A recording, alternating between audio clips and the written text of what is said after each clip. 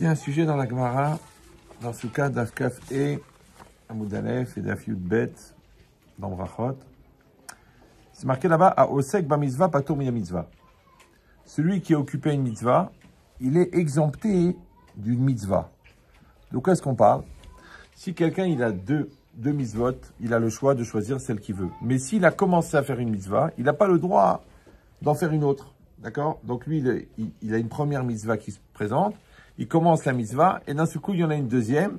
Ça s'appelle qu'il est osek ba mitzvah, il est occupé, il n'a pas le droit, il n'est pas tour mina mitzvah, il est exempté d'une deuxième qui se présenterait. Alors là-bas, il y a une discussion, le Ran et le Tosfot. Un, il dit que patour, ça veut dire quoi? Il est exempté. Ça veut dire c'est assourd de faire la deuxième mitzvah. Quelqu'un va dire, mais moi j'aime les mitzvot, je vais en faire 2, 3, 5, 10. Non, osek ma mitzvah, pas tomber la mitzvah. Celui qui a occupé une mitzvah, il est exempté d'une autre mitzvah.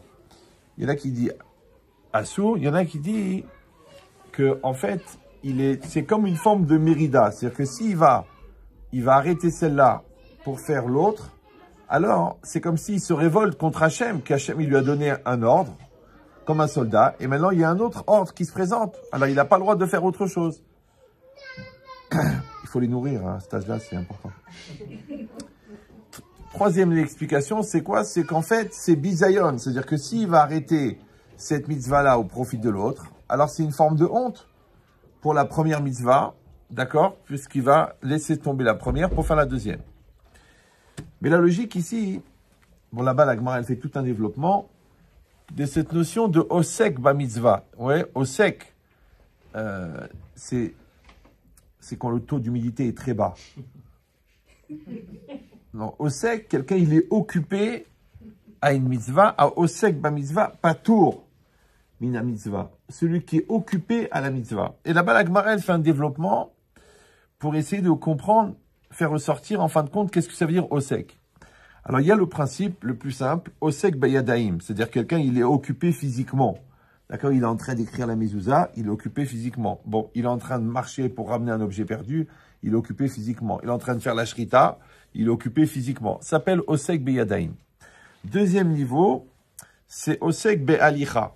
C'est-à-dire que quelqu'un, il est en train de marcher pour aller faire la mitzvah. D'accord? Alors, Rachid a mis des exemples. Par exemple, il marche pour aller visiter son Rav pendant la fête, qui est une mitzvah minatora. Ou alors, il marche pour aller étudier la Torah. Ouais, ou il marche pour aller à la synagogue pour faire une mitzvah minatora, le Kriyat Shema, par exemple.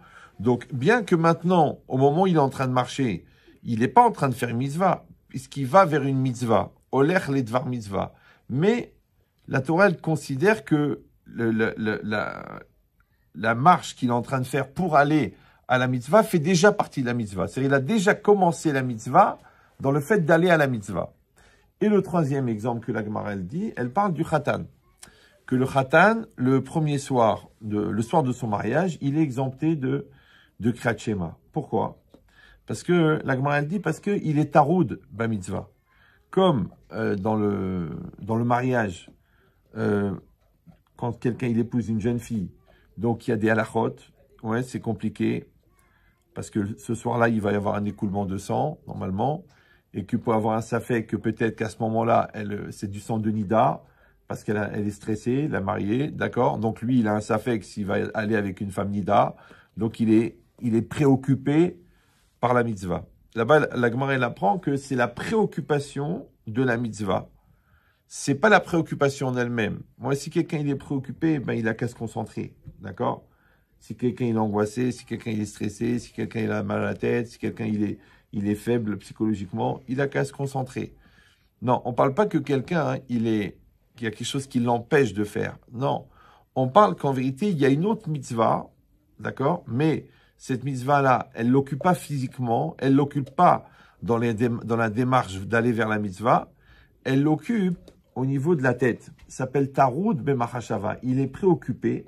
D'ailleurs, c'est comme ça qu'on appelle préoccupé. Osek, c'est occupé. Et quand on est occupé avant d'être occupé, ça s'appelle préoccupé. Ouais. Donc, il y a la préoccupation mentale avant d'avoir l'occupation d'aller vers la mitzvah et d'arriver à l'occupation physique de faire la mitzvah. D'accord? Voilà. Mais en vérité, ces trois niveaux-là, ils se retrouvent aussi dans l'acte en général. que dans un acte, il y a toujours trois facettes. Il y a une facette qui s'appelle l'action, l'acte lui-même, le geste qu'on est en train de faire. Une action qui s'appelle la conscience qu'on est en train de faire le geste, d'accord? Et une facette qui s'appelle la volonté de faire le geste. Les trois choses, en vérité, font la définition d'un acte. C'est-à-dire que si dans un acte, il n'y a pas de geste, c'est pas un acte. Ouais. Si il y a une conscience, mais il n'y a pas de volonté, c'est pas un acte. S'il y a une volonté et un acte, mais il n'y a pas de conscience, c'est pas un acte.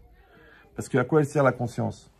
La conscience, c'est la marloquette mitkaven veno mitkaven. Rabbi Shimon, Rabbi Yehuda. Est-ce que quelqu'un qui n'est pas conscient, est-ce qu'il est responsable ou non? Donc en vérité, la question elle est, c'est quoi la conscience? La conscience, c'est un arc électrique établi entre la personne et la réalité. Par exemple, vous êtes là. Oui, moi je suis là. Bon, vous êtes conscient que je suis là. Oui. Je ne sais pas ce que vous avez vu à table, mais bon, vous êtes conscient que je suis là. Moi aussi, je suis conscient que vous êtes là. Maintenant, vous-même, vous êtes conscient que je suis là. Vous me suivez ou non? Et vous êtes conscient que je suis là. Donc, en fait, la conscience, c'est ce qui fait la définition de l'homme. Qu'est-ce que c'est un homme? C'est une conscience. La preuve que quand quelqu'un est inconscient, on considère qu'il n'est pas là. D'accord? Même en physique quantique, on dit une réalité n'existe qu'en fonction de la conscience que tu en as. C'est-à-dire que le présent, c'est un rapport de conscience avec une réalité. C'est pour ça que tous les moments où je suis inconscient, en fait, ce sont des moments que je n'ai pas vécus. Et pourtant, j'étais là. Ouais. Mais j'étais inconscient. J'étais inconscient parce que j'étais immature. J'étais inconscient parce que mon attention était détournée par ma peur, par mon angoisse, par mes complexes, par mes lourdeurs, par ma haine, ouais, par la castration mentale de mon père. Ouais. Mais en tout cas, n'importe quel moyen qui va faire que je ne vais plus être en rapport avec la réalité. Donc à ce moment-là, cet acte-là, il existe, mais il ne peut pas être rattaché à moi. Puisque ce qui rattache l'acte à moi, c'est la conscience. Ça va? Mais c'est aussi la volonté. Parce qu'on a expliqué 1 million de fois que la volonté, en vérité, c'est l'énergie qui va véhiculer l'acte, qui va rendre l'acte en mouvement. Rappelez-vous, la Neshama, elle produit la volonté. Cette volonté, elle est récupérée par le psychique. Le psychique, c'est le jeu. Il va prendre cette volonté et à ce moment-là, il va dire « je veux ». Et cette volonté, il va l'envoyer dans le corps et là, elle va s'appeler la motivation. Il va l'envoyer dans l'acte, dans le choix et là, il va s'appeler la détermination.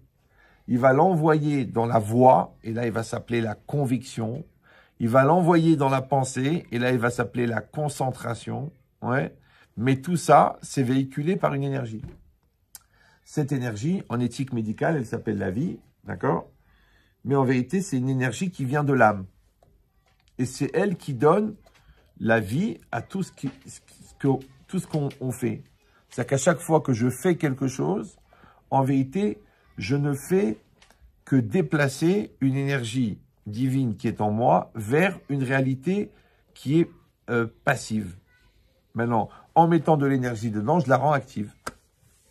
Comme toi, tu branches le frigo, il s'allume. Ouais, tu appuies sur les pédales, le vélo, il avance. Mais en vérité, c'est l'acte de faire bouger les pédales qui a fait avancer le vélo. Mais cet acte-là lui-même, il est l'expression d'un jeu qui veut faire du vélo. Ouais, et qui lui-même véhicule une énergie qui vient de l'âme de faire du vélo. Voilà. C'est bon? Donc ça veut dire que le ratson, en vérité, c'est la définition profonde de la vie, mais le détenteur de cette vie, c'est le jeu. Maintenant, le jeu, c'est lui qui va orienter cette énergie, qu'on appelle la volonté.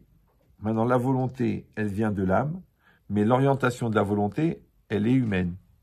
Ça s'appelle le libre arbitre. Ouais. La connotation de la volonté, elle est humaine. Ça s'appelle la personnalité.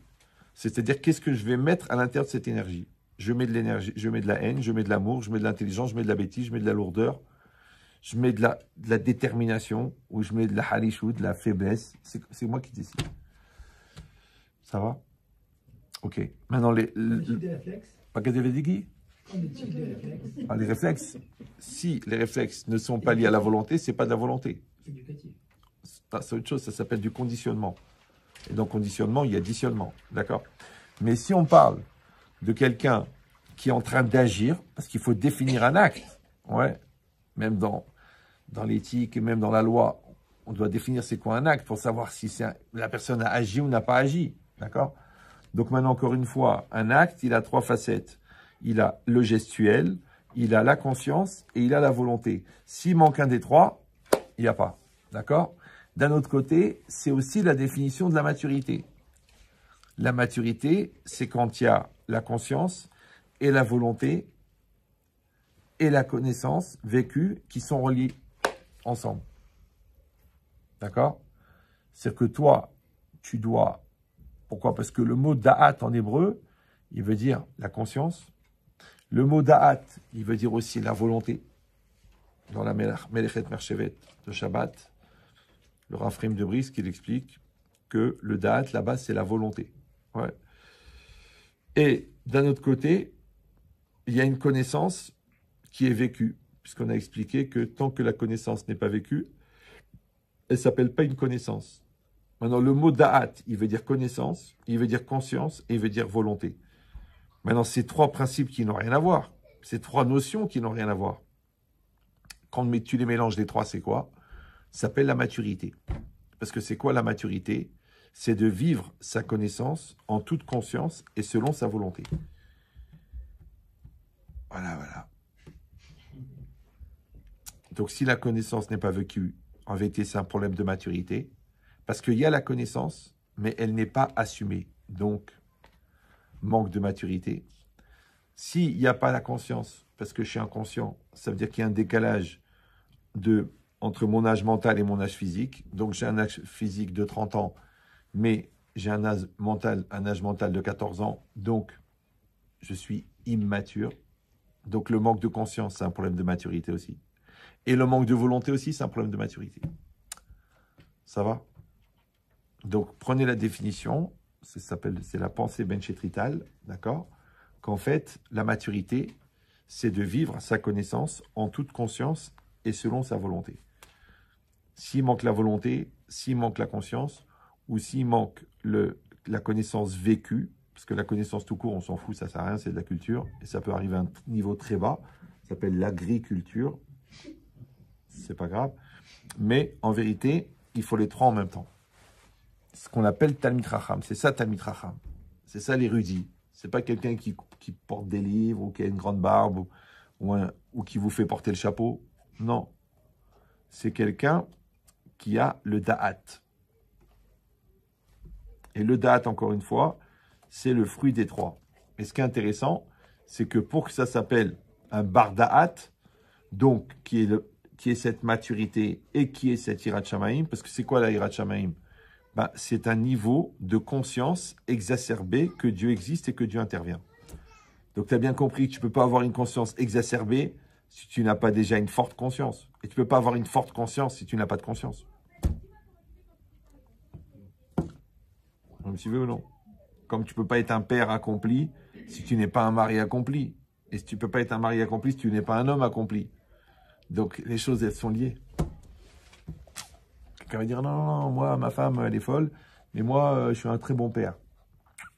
C'est pas possible, puisque les deux font la paire. Voilà. Et comment toi, tu es devenu un homme accompli? Comment tu es devenu un père? Grâce aux attentes de tes enfants et de ta femme. Comment tu es devenu un homme? Grâce à ta femme, parce qu'elle attendait de toi. Comment tu es devenu une femme mature? Grâce aux attentes de ton mari. Donc, en fait, les attentes de l'autre, ils s'appellent des décapsuleurs de potentiel. Les gens malins, ils profitent de l'effet de levier, comme à la bourse, 5 fois plus. Les autres, non. Ils font les brels. Non. Non. Non. J'essaye de faire le brel, c'est pas évident. Ouais. Des gens comme ça, des gens têtus, des gens qui évoluent pas, des gens qui changent pas, des gens qui s'adaptent pas. Bon, on a déjà assez expliqué ça dans les cours précédents. Mais ce qui est intéressant, c'est cette notion de resec. Ça veut dire que quand là-bas, la Gemara a donné la définition, elle a dit c'est quoi Osek? Encore une fois, 3 niveaux. Osek Beyadaïm, tu es occupé physiquement. D'accord? Occupé parce que tu es en train d'aller vers la mitzvah.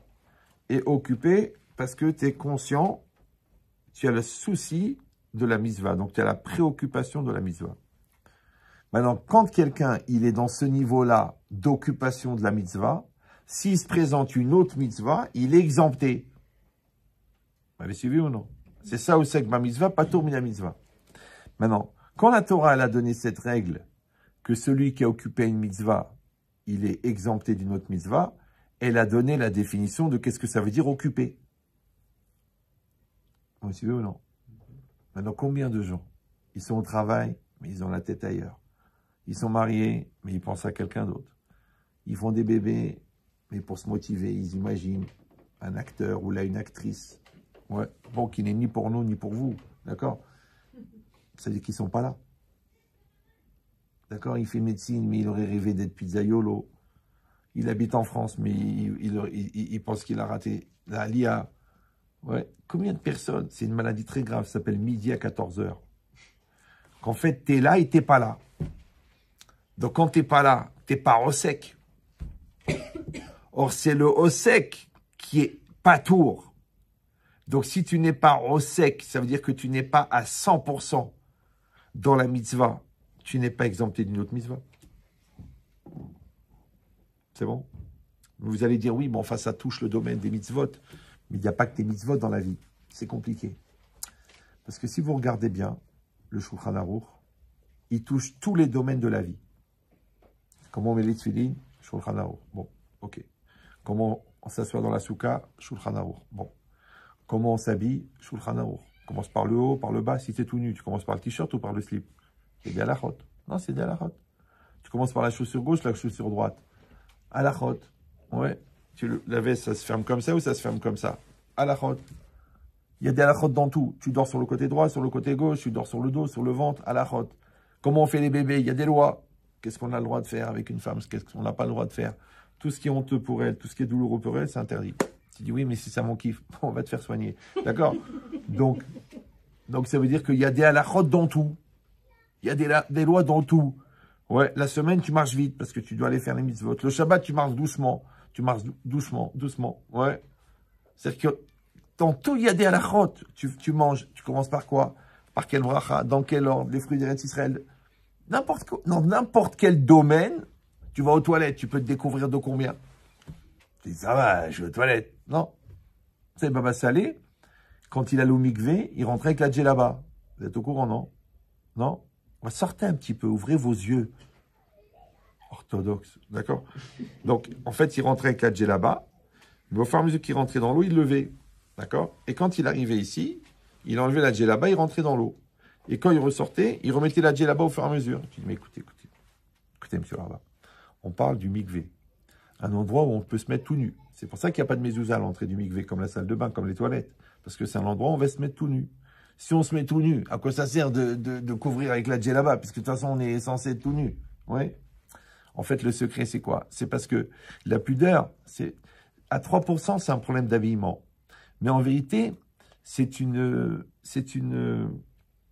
pratique qui met en relief et un témoignage que ce qui compte pour toi, ouais, c'est l'intériorité et non pas l'extériorité. Donc, c'est pour ça que les gens qui sont très attachés à leur extérieur, on les appelle en français des personnes superficielles, parce qu'en fait, elles sont intéressées à leur superficie.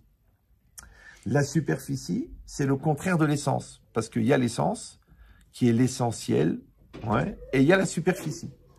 Donc les gens qui sont attachés au côté superficiel perdent l'accès à l'essentiel. C'est pour ça qu'il y a des gens qui ne comprennent rien aux choses profondes. Tu essaies d'expliquer, tu essaies de sensibiliser, ils ne comprennent même pas de quoi tu parles. Parce qu'en fait, ça ne leur parle pas.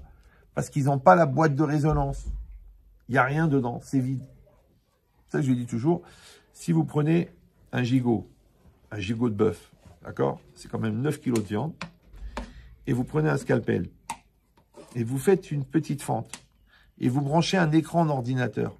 sur cette fente, dans le gigot, et vous branchez une souris et un clavier, et après vous faites une fente et vous mettez une clé USB. Question à 2 millions d'euros, est-ce qu'il y a quelque chose qui va apparaître sur l'écran? Vous dites, le rabbin, il est fou. Ben, un gigot de bœuf, il n'est pas capable de lire des fichiers informatiques qui sont dans la clé USB. Oui, non? Ça, vous comprenez ce que je dis ou... Pourtant, c'est bizarre. Parce qu'à l'époque, avec un 512K, ouais, dans les années 90, on pouvait faire fonctionner un ordinateur. Alors que dans un gigot, il y a 2 gigas. Donc 2 gigas, ça devrait suffire largement. J'ai dit, mais il est fou ce gars-là. Ouais. Bon.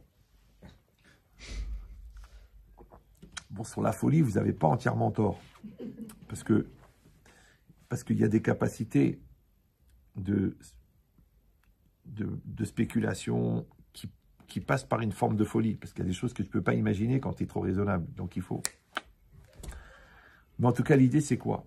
C'est que de la même manière que le gigot de bœuf n'est pas compatible avec la clé USB parce qu'il n'a pas l'outillage intérieur pour pouvoir capter les fichiers numériques, de la même manière, il y a des gens qui n'ont pas d'intériorité, donc ils ne peuvent pas capter les choses intérieures. C'est ça que c'est marqué « Hashomer et Asod, Megalimlo Sodot ». Celui qui sait garder le secret, on lui raconte des secrets. Ne racontez jamais votre vie à des gens qui n'ont pas de vie intérieure. Parce qu'après, tu dis, mais pourquoi tu l'as dit? Mais tu m'avais juré sur la tête des enfants que tu n'en parleras à personne. Mais il ne peut pas, elle ne peut pas, puisque c'est ça sa vie.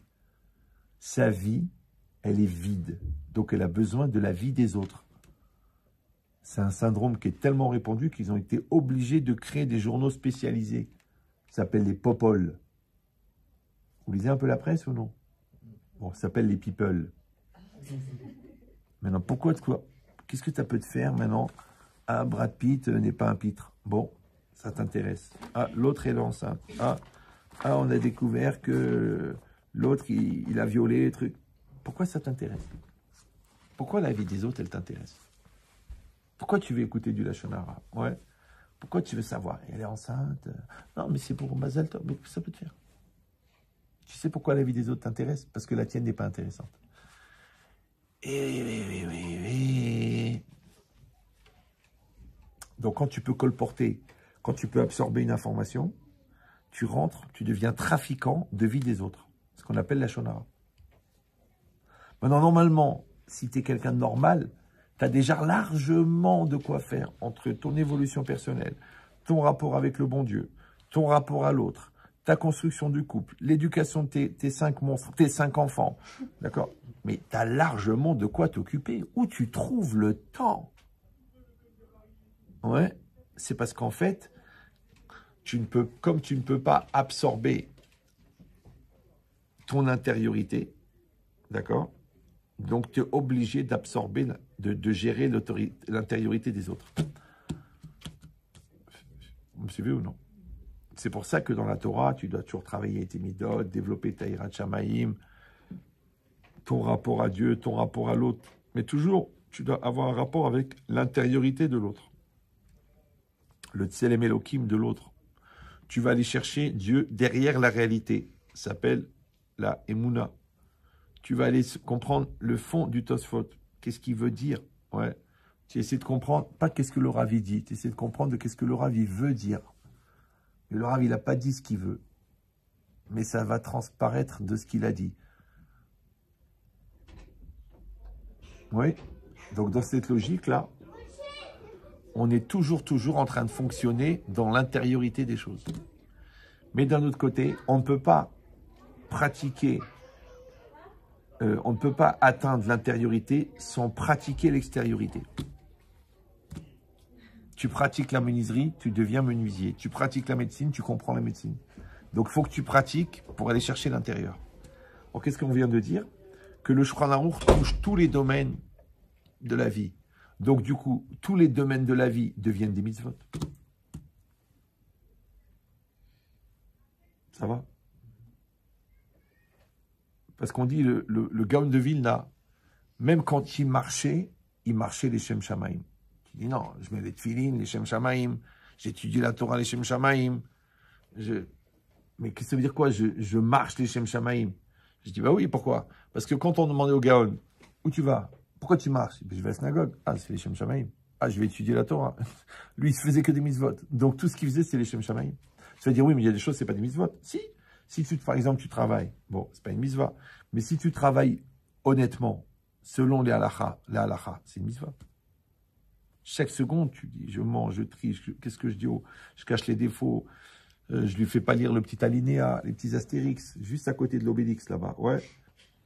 Mais c'est en train de voler, tu es en train de mentir, tu es en train d'induire en erreur, tu es en train d'enduire d'erreur, ouais. Donc, en fin de compte, le travail, du coup, il devient une mitzvah. Même si tu restes à la maison comme ça, tu fais rien. Tu es chez toi à la maison, c'est une mitzvah. Parce que tu es avec ta famille. Ouais. Donc en vérité, tout est mitzvah. Donc encore une fois, le Shulchan Aruch, il touche tous les domaines de la vie. S'il y a des halachot dans tous les domaines, c'est que chaque acte de la vie, qui pourrait être un acte ordinaire, il devient un acte extraordinaire. Parce que c'est quoi une mitzvah? En résumé. Ouais, parce que je sais que vous n'avez pas le temps tout de faire 10 ans d'yeshiva. Donc, c'est quoi une mitzvah? Une mitzvah, c'est un acte ordinaire qui a été optimisé au niveau spirituel. D'accord? Par exemple, tu penses, c'est pas une mitzvah. Mais si tu penses, il n'y a pas d'autre Dieu qu'Hachem, tu fais une mitzvah. Tu es allongé sur ton lit, tu n'as rien à foutre. Ouais. Et tu t'imagines que l'autre, il vient avec sa croix et dit, tiens, accepte la royauté de Jésus. Et toi, tu dis, non, j'ai fait une croix dessus. Bon. Et tu dis ça ou le bûcher, parce qu'ils avaient des capacités de convaincre les curés qui étaient extraordinaires. Ah, comme Johnny, il mettait le feu, d'accord, dans le bûcher. Alors toi, tu dis non. Maintenant, tu fais ça dans ta tête. Dans ta tête, tu imagines, le gars, il te propose ou la croix ou la mort. Et tu dis, non, je préfère la mort, tu fais une mitzvah. Ça, c'est des mitzvot qu'on fait par la pensée. Vous me suivez ou non? Que par la pensée. Comme des mitzvot qu'on fait par l'acte. Comme des mitzvot qu'on fait par la volonté, comme des mitzvot qu'on fait par la conscience. Donc, en fin de compte, on peut être tout le temps, à faire des mitzvot. Et qu'est-ce qu'on te dit? Celui qui est occupé une mitzvah, il est exempté d'une autre mitzvah.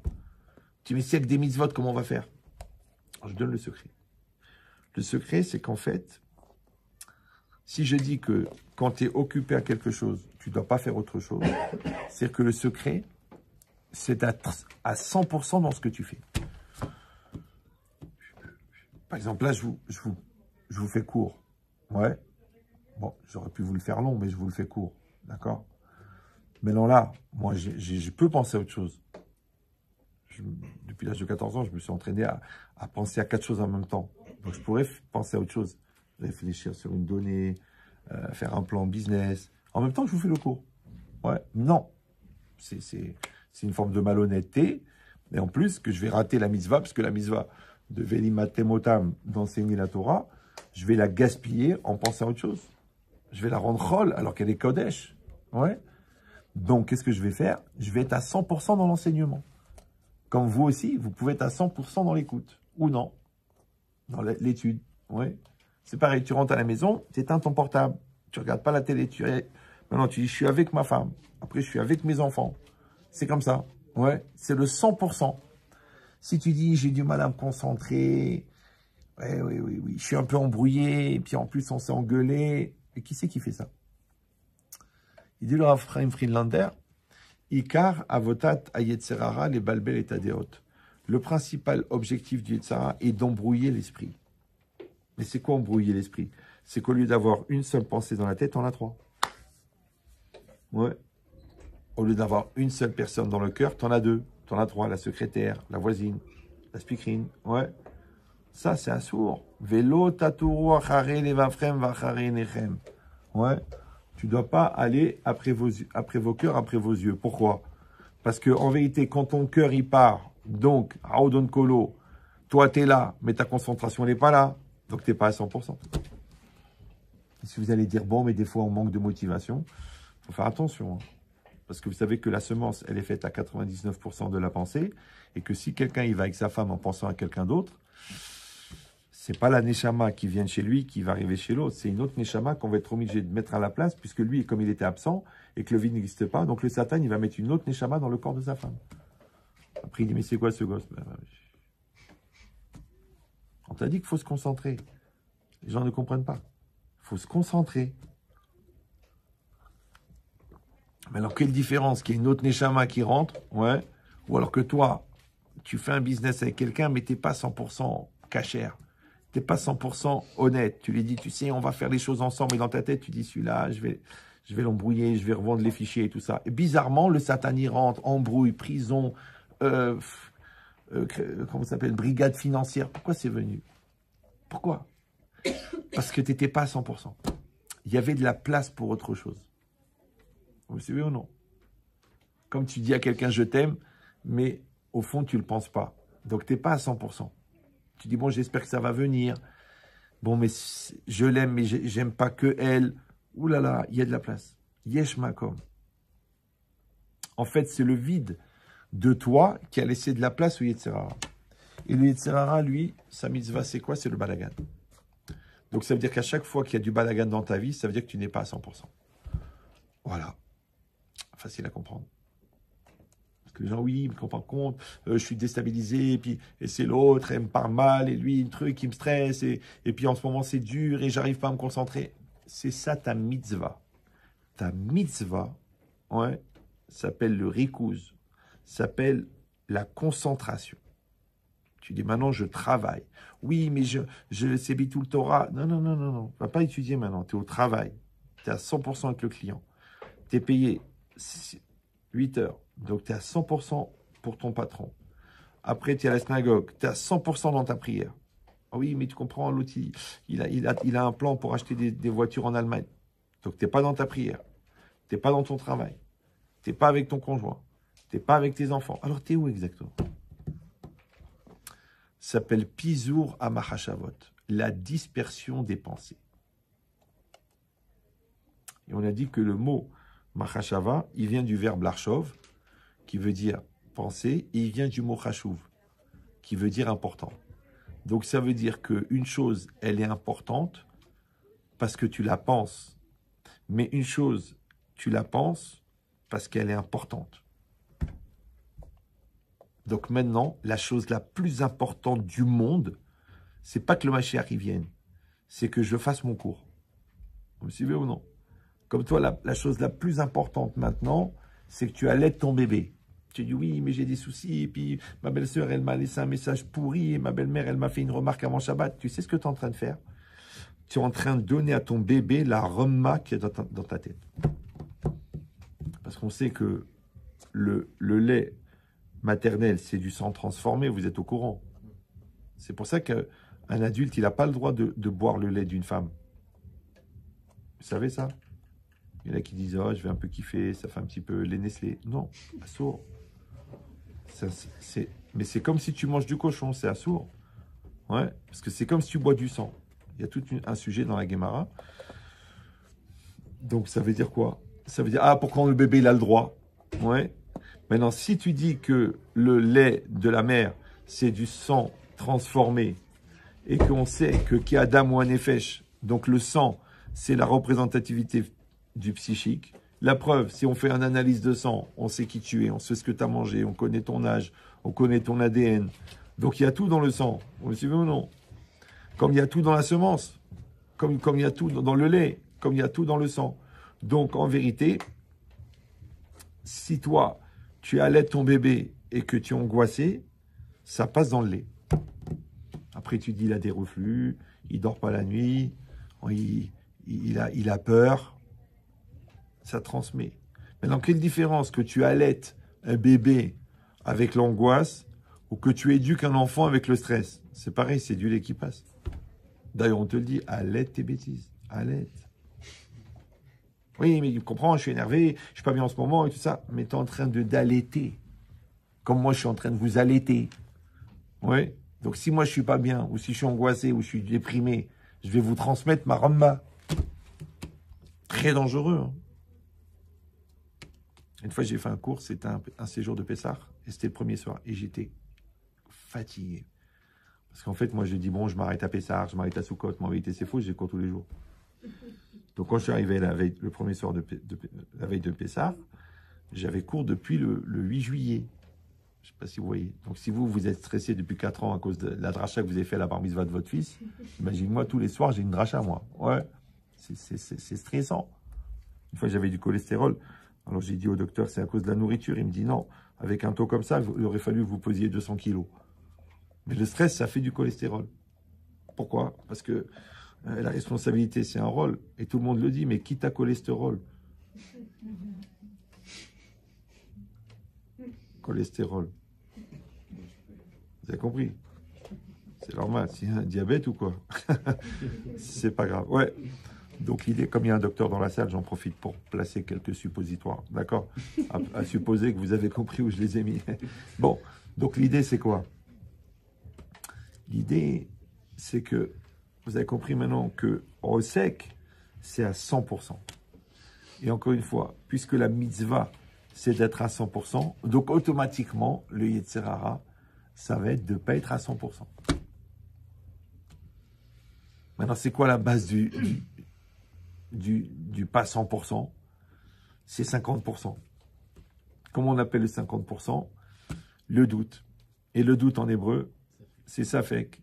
Et Safek, c'est la même valeur numérique que Amalek. Et Amalek, c'est le représentant physique du Yetzer Hara. Puisque l'ange de Amalek, c'est le Yetzer Hara. Donc, Amalek devient la représentativité physique du Yetzer Hara. Or, Amalek, c'est la même valeur numérique que Safek. Donc, et Safek, c'est le doute. Donc, par transitivité, le Yetzer Hara devient le doute. Maintenant, chaque fois que tu doutes, c'est pourquoi? Parce que tu n'es pas à 100%. Vous me suivez ou non? Or, il y a 3 types de doutes. Le doute par la force de l'ignorance. Je ne sais pas, je doute. Je ne sais pas. Est-ce qu'on fait Adama? Est-ce qu'on fait Motzi? Est-ce qu'on fait Misonote? Je ne sais pas. Donc, le doute, l'ignorance crée le doute. Deuxième type de doute, le manque de confiance en soi. Je n'ai pas confiance en moi, je doute. Je doute de mes capacités, je doute de ma force, je doute de la réussite, je doute du résultat. Pourquoi? Parce que tu n'as pas confiance en toi. Troisième niveau de doute, je doute de Dieu. Maintenant, je doute que Dieu existe, Chazé Shalom, ou je doute que Dieu intervient, mais il existe. Ou je doute qu'il va intervenir pour moi, parce que j'ai fait des avérotes. Ou je doute parce que la situation, elle n'est pas brillante, donc je doute. Donc, doute de Dieu, doute de moi-même et doute d'ignorance. Ça va? Donc, automatiquement, la Torah m'oblige. Pour régler le problème d'ignorance, il faut la connaissance. C'est Barati Lecha Yetzer Hara, Barati Lecha Torah Tavlin. Hachem, il a dit, j'ai créé le Yetzer Hara, j'ai créé la Torah en médicament.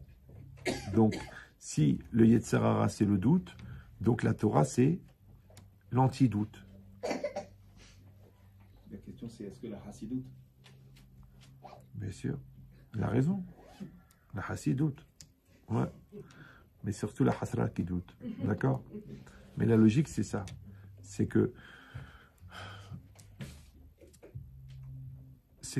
quand la personne, elle n'est pas 100%, donc elle est dans le 50%, elle est dans le 20%, elle est dans le 15%.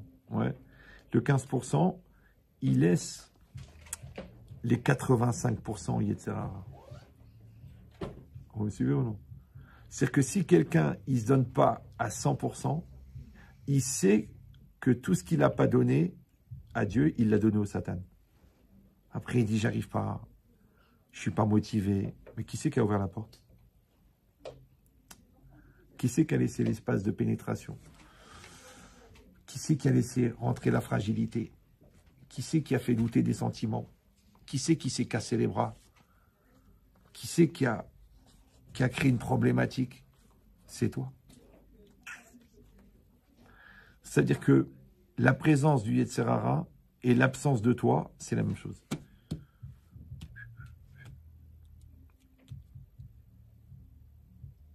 Maintenant, quand toi, tu es là, ça s'appelle en français que tu es à 100%. Maintenant, on a dit que d'être à 100%, en hébreu, ça s'appelle osek. Et osek, c'est 3 fonctions.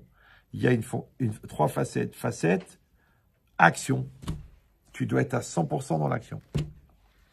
Donc, tu es en train de scier, tu penses à autre chose. Fais attention, c'est une scie sauteuse, Baba. Il y a un doigt qui va partir.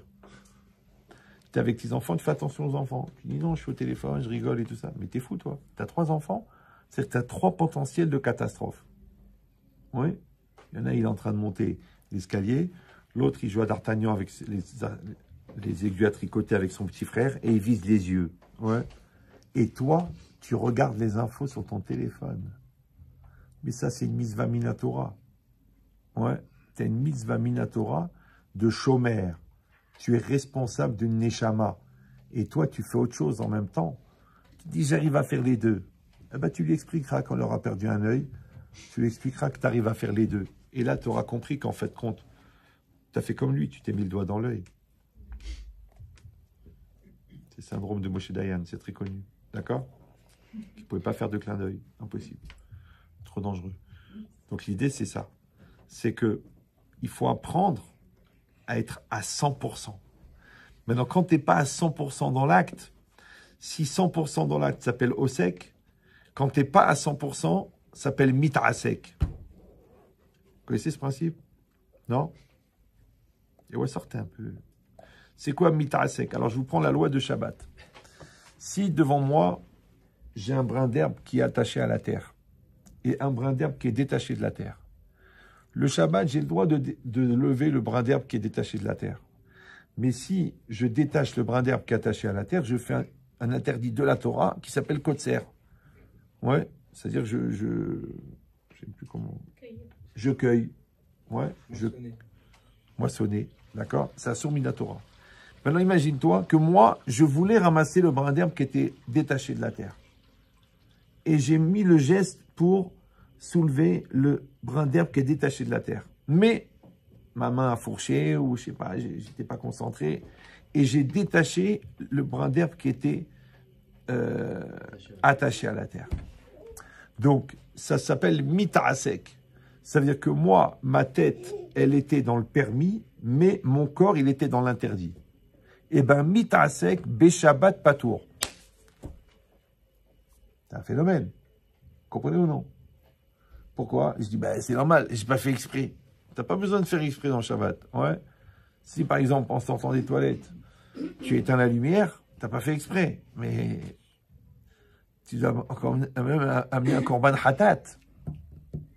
Ouais. Pourquoi? Parce que ça s'appelle shogeg. C'est quoi shogeg? C'est soit que tu as oublié que cet acte, il est interdit le Shabbat. Ouais. Mais tu sais qu'on est Shabbat. Soit tu sais que cet acte est interdit le Shabbat, mais tu crois qu'on est mardi. Donc le mardi, tu n'avais pas de raison de faire attention à l'interrupteur, parce que tu pensais qu'on était mardi. Ça arrive souvent après la dafina, après la sieste de la dafina, ce qu'on appelle les effets hallucinogènes de la dafina. Ouais. Tu te réveilles, tu es à moitié dans les choux. Même ta femme, elle a été obligée de tracer un trait à la craie depuis ton lit jusqu'à la synagogue, tellement tu es dans le coma, avec tout ce que tu as bu, tout ce que tu as mangé. Et d'ailleurs, en arrivant à la synagogue, comme tu as suivi ce sillon, tu dis, où va le sillon? Ah, c'est recherché, hein. Faut y aller les trouver, ces trucs de fou, là. Bon, en tout cas, vous arrivez à vous maîtriser, c'est bien. Mais l'idée, c'est quoi? Ça s'appelle shogeg, d'accord? Donc, il y a shogeg, mézid et mitasek. Shogeg, c'est un acte involontaire. Mézid, c'est un acte volontaire. Et mitasek, on a dit, c'est un acte qui est volontaire, mais ma conscience, elle était ailleurs. C'est bon? Qu'est-ce que tu as dit? Korban hatat aussi. Non, patour. Mitasek beshabbat patour. Maintenant, c'est intéressant. Parce que le shogeg, ouais, celui qui a transgressé Shabbat involontairement, encore une fois, soit par ignorance de l'interdit, soit par ignorance qu'on est Shabbat aujourd'hui, il doit amener un korban. Pourquoi il amène un korban? Puisqu'il n'a rien fait. Oui. Puisqu'il est shogeg. Comme on dit en français, j'ai pas fait exprès.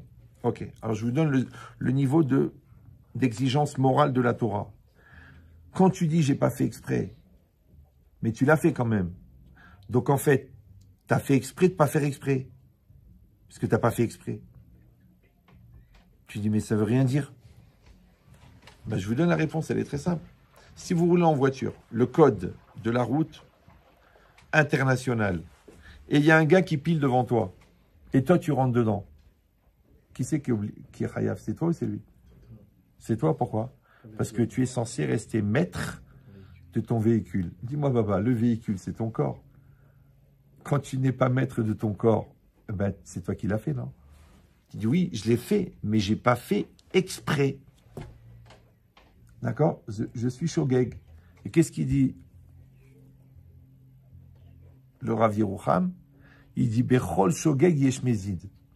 Dans chaque involontaire, il y a un volontaire. Pourquoi? Parce que quand tu n'es pas volontaire d'apprendre des halachot, automatiquement, tu fais exprès de faire des fautes. Quand tu n'es pas volontaire d'être conscient, automatiquement, tu es prêt à être inconscient. Quand tu ne fais pas tout pour que ça n'arrive pas, c'est comme si tu as tout fait pour que ça arrive. Vous suivez ou non? Comprenez ce que je dis ou non? C'est très grave. C'est dans les lois du dommage. Hein? C'est que khatat. Et c'est que khatat. Pourquoi? Parce qu'en fait, tu dois amener un korban. C'est quoi le korban? C'est que tu dois faire teshuva et donner de l'argent. Parce que qu'est-ce qui nous sépare de Dieu? La matérialité et l'orgueil. Donc, quand tu donnes la matérialité, puisque pourquoi tu as pensé à autre chose? Parce que tu étais dans la matérialité. Et pourquoi tu as cru que tu n'as pas besoin de faire attention? À cause de l'orgueil. Donc, la teshuva, c'est d'éliminer ce qui t'a fait fauter. C'est ça le korban. Ça va? Après, il y a le mésid. Maintenant, le mésid, c'est bizarre. Lui, il a encore fait plus exprès que celui qui n'a pas fait exprès. Même si on a dit que dans le pas exprès, il y a de l'exprès. Ouais. Mais celui qui a fait volontairement, il est quand même plus grave que celui qui n'a pas fait attention. Oui. Alors pourquoi il n'amène pas de korban? Ils disent les commentaires, parce que c'est lui le korban. Ouais. C'est lui qui va mourir, Yabrel. Pourquoi tu veux qu'il amène un korban? Il est déjà Hayav Mita. Le Mézid, il est Hayav Mita dans Shabbat. Oui. Mais non, pourquoi le Mita Asek, il est pas tour? C'est quand même incroyable. L'acte, il a été fait. La transgression, elle a été faite. Mais il n'avait pas la volonté de le faire. Il avait la tête ailleurs. Mais moi, je te dis un exemple. Ouvrir un bouchon Shabbat, c'est permis, non? Tu prends le tire-bouchon, tu dévisses et tu tires. Au moment où tu tires, d'accord, tu es occupé à un acte permis qui s'appelle déboucher une bouteille. Mais si au bout de ton coude, il y a l'œil de ta belle-mère, tu l'as esquinté, ouais, t'es pas tour. Parce que mitrasek, beshabbat, pas tour. Ça va? Maintenant, question à 2 millions d'euros. Mitrasek, beshabbat, pas tour. Donc on a dit pourquoi? Parce qu'en fait, tu es occupé à un acte permis, mais ça induit un acte interdit. Enfin, pas que ça induit, parce que si ça induit, c'est psychréché. Donc, c'est pas que ça induit.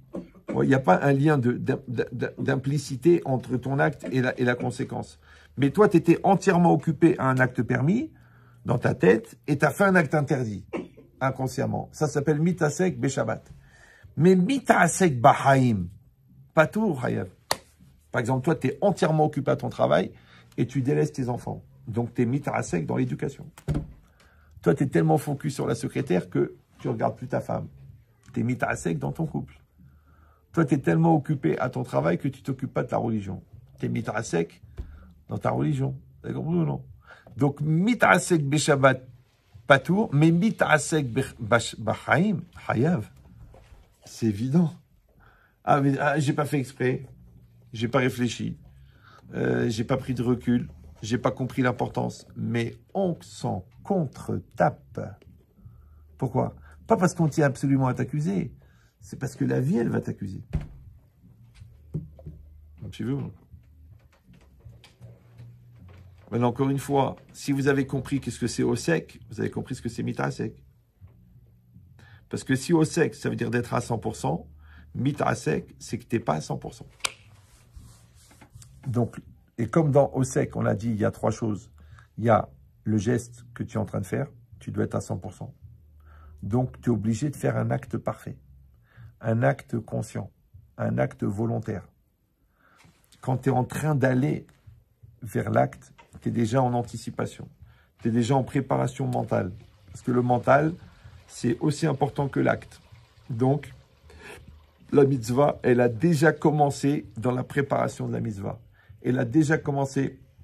Pour ça, on dit que il ne faut pas arriver comme ça, tu rentres dans la synagogue, tac, tu démarres la mida. Tu dis non, tu dois faire l'ectoret, tu dois faire Ashreyo Betecha, et après tu attaques la mida. Pourquoi? Parce que cette préparation, elle va donner l'état d'esprit dans lequel tu vas faire la mida. Donc, et comme la mitzvah principale de la prière, c'est la concentration, donc tu ne peux pas rentrer dans la prière avec des préoccupations, puisque les préoccupations t'empêchent de te concentrer, donc tu rates la mitzvah.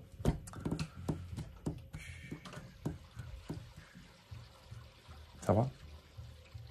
Donc, vous avez compris bien qu'est-ce que c'est Osek Ba Mitzvah. C'est très dur. Encore une fois, parce que puisque la mitzvah, c'est d'être à 100%, donc le Yitzhara, ça va être d'être à 50%, d'être à 10%, d'être à 20%.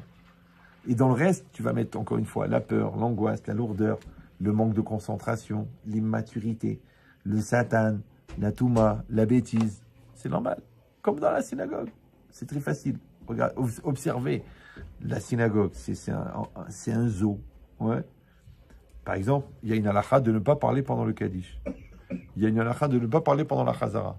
Il y a une halakha de ne pas parler pendant la Kriyat Torah. Ni pendant la lecture, ni entre les lectures. Ouais. Tu verras qu'il y a des gens qui ne parlent que pendant ces moments-là. C'est très bizarre. Ils ne parlent pas pendant les Mizmorim, ils parlent.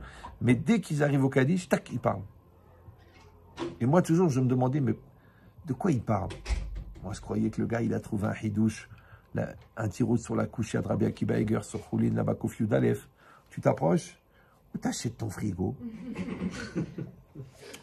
Ah, j'en ai une bonne. Écoute, celle-là, c'est 2 Tunisiens. Mais tu dis, mais on est en plein dans la Chazara, que d'après le Harizal, elle est plus importante que la première Amida. On est en plein dans le Kaddish, que la Gemara dans Sota, elle dit qu'à la fin des temps, la seule chose qui restera, c'est le Kaddish. Et toi, tu es en train de pourrir le Kaddish pour savoir où est-ce qu'il a acheté son frigo. Mais ça va jeter un froid. Peut-être tu vas même toi-même te refroidir. Vous comprenez comment ça marche? Maintenant, toi, tu crois, tu dis, bon, ça va, faut pas non plus, je suis pas un Hassid, je suis pas un Rav, je suis pas un Gaon. Mais tu comprends pas. Cette Chazara de l'Amida que tu as fait à moitié, puisque tu as parlé, elle va faire qu'après, quand tu travailles à moitié. Après, tes enfants, tu fais à moitié. En fin de compte, tu fais tout à moitié. Parce que les gens ne comprennent pas, c'est que de faire à moitié, si c'est la conséquence de ce que tu as fait avant à moitié, donc tu dis mitzvah, goret mitzvah. Une mitzvah entraîne une mitzvah. Avera, goret avera. Une avera, elle entraîne une avera. Question à 2 millions d'euros. Comment c'est possible que le gars, il a fait une mitzvah et juste après, il fait une avera? Alors, une fois, ils ont posé cette question à un Rav. Il a dit, écoutez Rav, je ne comprends pas ce que ça veut dire mitzvah, goret mitzvah. Une mitzvah entraîne une mitzvah. Il a dit, voilà, des fois, moi, je fais une mitzvah et juste après, je fais une avera. Alors, genre comme si le Brel, ça devenait une question. Il a dit, regarde bien dans ta mitzvah, tu verras qu'il y a une avera dedans. Comme tu veux faire de la tzedaka. Au lieu de faire ça discret, tu t'approches du gars, tu lui mets dans la poche. Non, tu attends que tout le monde regarde. Tu fais allumer les caméras. Allez-y, les flashs sont prêts. Viens, tends la main, toi. Yabrel. Tiens. Donc, en fait, tu lui as fait l'archouma. En même temps, tu lui as fait la honte. En même temps que tu as fait la tzedaka. Donc, ta tzedaka, elle contient la avera. Donc, c'est très possible que la partie de avera qu'il y a dans ta mitzvah, elle va entraîner la prochaine avera. C'est très possible que quand tu parles pendant le Kaddish, ça peut t'amener après à rencontrer une folle dans le métro qui te fait un clin d'œil. Surtout si elle écoute France Info toute la journée. Et toi, tu comprends pas. Tu dis, je comprends pas, je fais le Dafayomi et tout. Pourquoi j'ai une épreuve pareille? Mais tu parles pendant le Kaddish, non? Oui. dans la logique de la transgression, à partir du moment où tu as cassé la barrière, quand tu casses la barrière, il n'y a pas que les voleurs qui rentrent. Il y a les loups, il y a les rats, il y a les chiens. Tout peut rentrer. Parce que, pourquoi? Parce que ta barrière, elle n'est pas à 100%. Ta maison, elle n'est pas à 100%. Ta tête, elle n'est pas à 100%. Ta Torah, elle n'est pas à 100%. Yesh makom, il y a de la place. La preuve que c'est vrai, c'est que quel que soit notre niveau de religiosité, ouais, qu'on soit roche kollel ou qu'on soit traditionnaliste, quand on a vraiment des problèmes et qu'on veut vraiment une bracha, on va chez qui? On va chez un tzaddik qu'on voit qu'il est à 100%. Vous me suivez ou là? Vous n'avez pas compris? Pourquoi quand il y a vraiment, quand tu as fait tous les docteurs et tu as fait tous les marabouts, ouais, même les marabouts Masecha Hashem, pourquoi tu fais 4 heures d'avion et 4 heures de route et 4 heures d'attente pour qu'un Rav, il te dit, un grand sadique comme Rabbi David de Naria, il te dit, il faut chez les mains. Pourquoi? Parce que tu sais qu'il est à 100%. Il est à 100%. Il n'y a pas de rôle, il n'y a pas de gahava, il n'y a pas de matérialité, il n'y a pas. Donc si tu vas chez quelqu'un qui est à 100%, c'est parce que tu sais que la solution, c'est le 100%. Ça va? Maintenant, si le 100% du tzaddik, il te fait cet effet, imagine le 100% du tzaddik qui est très proche de toi, qui en l'occurrence est toi, potentiellement.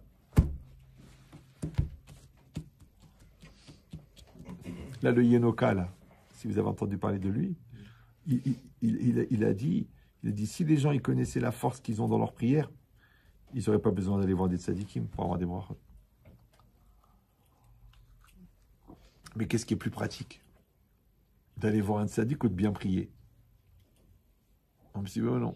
Qu'est-ce qui est plus pratique? De harceler Iria pour avoir un rendez-vous ou de faire son travail de Shalom Bayit? Parce que tu dis, mais j'ai essayé, voilà, j'ai essayé de l'appeler. Mais c'est pas lui, la solution, c'est toi. Les gens, en fait, ils veulent que tu vives leur vie à leur place. Non, moi j'ai la mienne, je dois gérer la mienne déjà, c'est un phénomène. Toi, tu gères la tienne. Chacun la sienne. Ouais.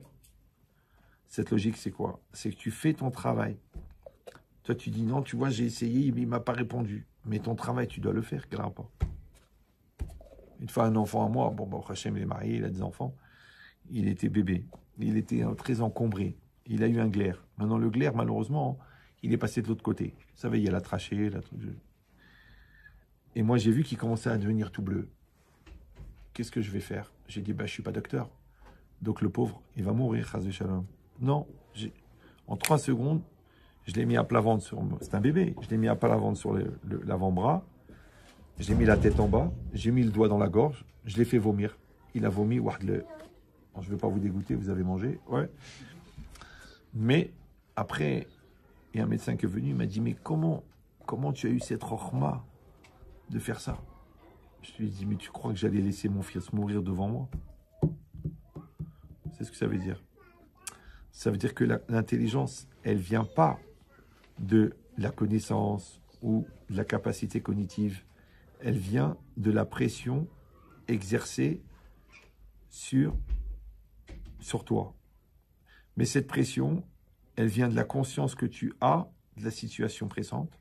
Et la conscience que tu as, elle vient de l'investissement que tu as dans la situation. Donc, quand tu es à 100%, tu es inspiré divinement.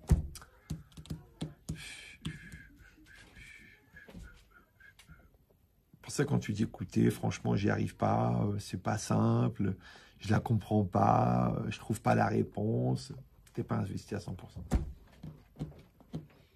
Moi, j'avais compris ça quand j'avais 15 ans. Le degré d'accessibilité à la réponse, il est le même que le degré d'accessibilité à la question. Donc, si tu as la question, tu as la réponse. Tu dis, je ne trouve pas la réponse. Parce que tu as un autre problème, c'est que tu as un taux de FDG qui est trop élevé, le foutage de gueule. Donc, comme tu te fous de ta gueule, donc tu n'es pas à 100%. Parce que si tu as une question, c'est que tu es à 100% dans la question. Mais si tu ne trouves pas la réponse, c'est que tu n'es pas à 100% dans la recherche de la réponse.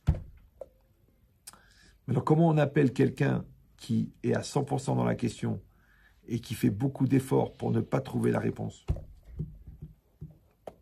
savez pas comment? Ça s'appelle un prétexte. C'est ça un prétexte. Or, le prétexte, c'est aussi une dimension qui est l'expression de l'ignorance, puisque c'est ce qui vient avant le texte, le prétexte. Donc, si tu avais étudié, tu aurais le texte, mais toi, tu veux pas. Tu veux avant le texte. Avant le texte, il y a le prétexte. Va étudier, ferme ta bouche. Ouais, mais c'est pas évident, j'ai pas grandi là-dedans, je suis hyperactif, je suis pas religieux, puis ça veut rien dire, c'est un texte qui a 3000 ans. Arrête de dire des bêtises, arrête, je vais croire que tu as un anus à la place de la bouche, c'est pas possible.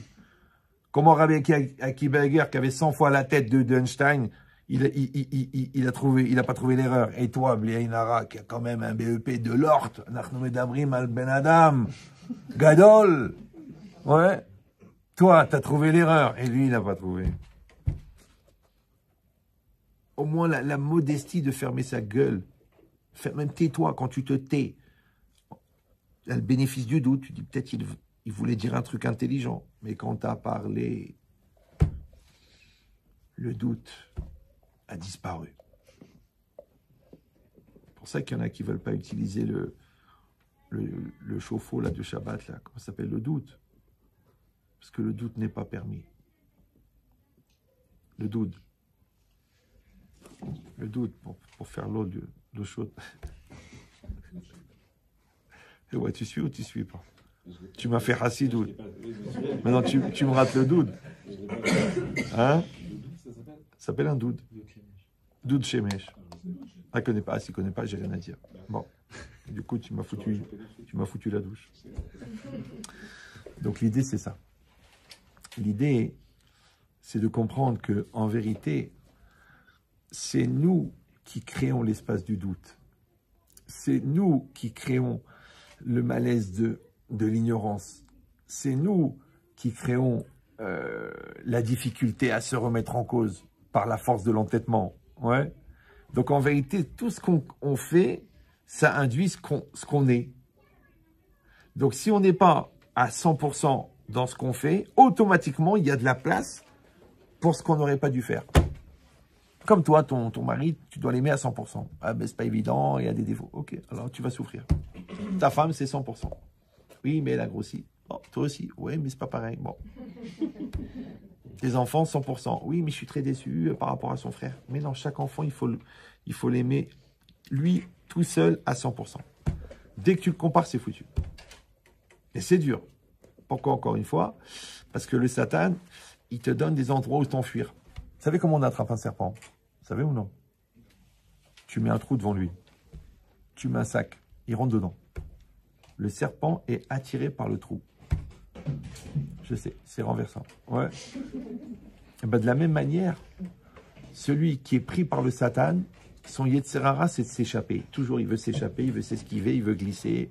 Il veut légitimer, il veut transférer, il veut culpabiliser, parce qu'en fait, il veut s'enfuir de la réalité. Il cherche le trou pour s'enfuir. Or, il n'y a pas où aller. Il n'y a pas. Ouais. Encore une fois, la question et la réponse, c'est le même niveau.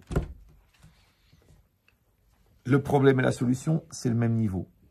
L'autre en face de toi, c'est une question pour toi. Il n'y a pas où aller. Maintenant, tant que toi, tu crées de l'espace entre toi et ta réalité, entre toi et la question, entre toi et la réponse, entre toi et toi-même. C'est dans cet espace qui rentre le doute. Parce qu'il faut du massif. Vous suivez ou non? Le plaqué or, un jour ou l'autre, il va tomber. Mais l'or massif, il ne va pas tomber. C'est du massif. Vous suivez ou non? Toi et ton ami, c'est une amitié 100%. Elle tiendra toujours. 1 million d'euros, 10 millions d'euros, c'est pareil. C'est du 100%. Si c'est une amitié intéressée, c'est fini. Elle n'est pas à 100%. Donc, elle a commencé à mourir. Donc, le secret, encore une fois, c'est le 100%. Ça s'appelle le secret de la réussite. C'est d'être à 100% dans ce que tu fais. Tu dis, oui, mais quand on fait beaucoup de choses, comment on peut faire à 100%? Ah ben, c'est très simple. Ça s'appelle le séquençage. Quand tu es au travail, 100%. Après, tu prends ta Gemara, 100%. Après, tu parles avec ta femme, 100%. Après, tu parles avec ton fils, 100%. Chaque chose que tu fais, 100%. Mais tu ne peux pas faire 100% sur deux choses. Parce que tu vas faire toujours un au détriment de l'autre. On dit la meilleure manière de couler la première boîte, c'est d'ouvrir la deuxième. Pourquoi? Parce que pourquoi la boîte, elle avance? Parce que la boîte, c'est quoi? C'est les wagons. Les wagons, c'est les employés, le fournisseur, les clients. Maintenant, tout le train, il est tiré par quoi? Par la locomotive. C'est quoi la locomotive? C'est le fou qui motive. Locomotive. Loco. Esta loco. Locomotive. D'accord? Bon, ces fois, c'est parce que tu répètes la notion de Dieu que tu commences à y croire. Ça s'appelle leitmotiv. Allah. Ça va? Bien capté? Je l'échange contre Hassidut. C'est pas prévu le marché, mais bon. Donc du coup, c'est quoi l'idée? L'idée, encore une fois, c'est que même si ça a l'air simple, parce que comme je l'ai répété 14 fois, donc vous avez l'impression que vous avez compris, mais le principal, c'est pas de comprendre l'idée, je m'en fous de l'idée. C'est que vous comprenez que maintenant, il faut démarrer un processus d'apprentissage pour être à 100%. Et ça prend, pour quelqu'un à plein temps, ça prend une quinzaine d'années. Vous comprenez ou non? Alors que vous croyez que quand vous avez compris l'idée, parce que ça fait 20 fois que je le répète, que ça y est, vous avez compris. Mais comme je vous ai dit que comprendre, c'est comme prendre. Donc il va falloir pratiquer le 100% pour devenir 100%. Et c'est dur. Parce qu'encore une fois, puisque la mitzvah, c'est d'être à 100%, donc l'Yetzirah, il va faire que tu es à 50%, à 10%, à 20%. Et il va rentrer des pollutions. Encore une fois, la peur, la lourdeur, la bêtise, le manque de concentration, l'immaturité. Il va rentrer. Donc les gens malins, qu'est-ce qu'ils font? Ouais. Puisque 100%, c'est quoi? C'est complet. Comment on dit complet? Tov. Maintenant, faire du complet, ça s'appelle assez tov. Devenir complet, c'est assez tov. Mais il y a les deux facettes. Il y a assez tov et surmira. Surmira, écarte-toi du mal. Assez tov, fais le bien. Non, c'est quoi écarte-toi du mal? En fin de compte, c'est écarte-toi de ce qui t'empêche de faire à 100%. Donc, tu es obligé d'avoir un double travail. Une concentration sur ce que tu fais, mais en même temps, une vigilance de ce qui pourrait troubler ta concentration à faire à 100% ce que tu fais. Voilà. Donc, tu es obligé de te préserver en même temps que tu construis. C'est pour ça que les chantiers, ils sont toujours entourés de barrières. Pourquoi? Parce que c'est marqué Kan Bonim, Assour l'Arabim. Interdit au public. Ici, on construit. Donc, ta personne, en vérité, c'est un chantier de construction. Ça s'appelle Binyan Adam, Binyan Nefesh. Maintenant, pour que tu puisses construire, il faut que tu aies des barrières qui te protègent du Rabim. Rabim, c'est quoi? C'est toutes les interventions extérieures qui te déstabilisent. Maintenant, toi, tu peux dire, oui, mais c'est pas évident. Parce que je vois et j'entends et j'ai de la peine et c'est compliqué et je le prends mal et je le vois mal. C'est comme tu veux. Donc ton chantier, il n'avancera jamais. Parce que tu construis, tu détruis. Tu construis, tu détruis. Tu construis, tu détruis. Puisque c'est pas Assour l'Arabim. Ça s'appelle Reshut Ayahid. Ça va? Mais le problème, c'est que les gens, ils ont peur de la solitude. Alors ils s'entourent. Ils ont peur de la solitude. Donc, ils cherchent les problèmes des autres. Ouais, ils ont peur de la solitude. Alors, ils cherchent la bagarre. Ils cherchent le conflit. Ils cherchent le lachonara. Justement, pour ne pas avoir rendez-vous avec eux-mêmes. C'est ça, la maladie. À quoi ça sert, la maladie? Bon, il y a plusieurs fonctions. Mais une des fonctions de la maladie, c'est que tu es seul. Le gars, Hazvé Shalom, il a une tumeur. Qu'est-ce qu'il fait? Il va voir toute la famille. Il leur dit, voilà. J'ai une tumeur, si chacun il peut prendre 10%. Il ne peut pas partager. Une dette, tu peux partager. Une maladie, non. Ça veut dire que la maladie, c'est le rendez-vous avec soi-même. C'est pour ça qu'il y a des salles d'attente. Parce qu'on attend que tu te réveilles. C'est le retour à l'essentiel. Parce que toi, ce qui comptait, c'était les soldes. Ce qui comptait, c'est de perdre 5 kilos. Mais maintenant qu'il y a des métastases, qu'est-ce que tu t'en fous de ton poids? Donc la maladie, elle redonne le sens de l'essentiel. Or, je rappelle que le sens de l'essentiel, c'était le projet de départ. Donc, si toi, tu avais été concentré, ouais, focus, mais il faut bien prononcer le S, d'accord? Sur l'essentiel, on n'aurait pas été obligé de t'enlever le superficiel pour que tu... J'arrive. Ouais. On n'aurait pas été obligé de t'enlever le superficiel pour que tu retrouves le sens de l'essentiel. Une fois, j'ai fait un cours. Il n'y a pas de problème. J'ai fait cours. C'était à Sarcelles, je me rappelle. J'ai fait un beau cours. J'étais content. Puis il y a un monsieur qui vient à la fin du cours. Maintenant, j'avais une sensation bizarre. Parce que moi, j'ai un défaut, je suis très observateur. Parce que je voyais que le gars, il a un très beau manteau. Il a un très beau costume. Il a une très belle chemise. Il a une belle cravate de marque. Mais le col de la chemise, il est usé.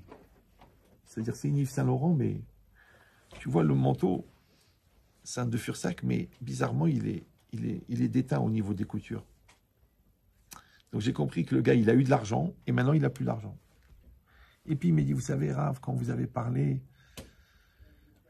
ça m'a fait penser que, grâce à Dieu, j'ai eu beaucoup d'argent, mais j'ai fait des bêtises, ça m'a tourné la tête, j'ai fait n'importe quoi, n'importe comment, je voyageais beaucoup, je faisais des call centers, des call girls, enfin, tous les calls qui existent.